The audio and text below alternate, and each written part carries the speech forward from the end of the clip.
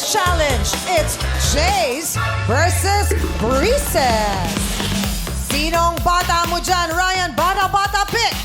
Feeling ko magaling si Breezes ngayon. Tita Rashi, sinong gusto mo? Feeling ko magaling si Breezes, di ba? Yes. So, Jace ako. Okay. Gusto ko hindi magaling. Jace ka! Eh, si Ryan pipili. Ryan, ikaw pipili! Breezes! Si Breezes! Punishment! Punishment! Punishment! Si Breezes ang bata mo, kaya oras na para malaman ang challenge. Ang challenge na ito ay tatawagin nating Bakit Lapis Kitang Mahal? Ilalagay ng mga bata ang 10 pirasong lapis sa likod ng isang kamay ng bata. Iahagis ito at paramihan sila ng masasalo. Isang kamay lang ang gagamitin at isa-isa natin itong gagawin. Dahil hindi mo pinili si Jace, unahin natin si Jace. Okay, Jace, pwesto. Naku, panlalaking laro to. Kini, set, go! Perfect! Bilangin natin.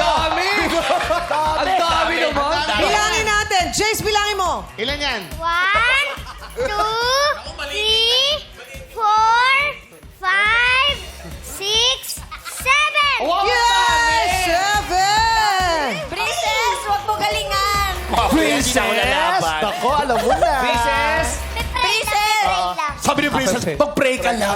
Pray ka lang. Alam mo na. Totoo naman, mag-pray ka na lang, Tita Lassie. Okay, Breezes, pwesto. Breezes, Breezes, nakita mo 3 lang yan, oh.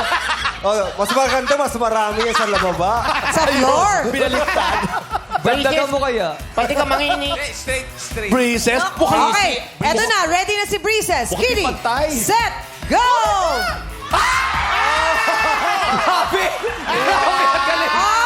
Bibilangin natin. Wait lang. Bibilangin natin. Breezes, bilangin mo. 1, 2, 3, 4, 5, 6, 7. Ay, shit. Ay, congratulations, Breezes! Chang, Bakit? Chang. Oh. Panalo si Jace. Bakit? Mas marami nasa baba. naiba na.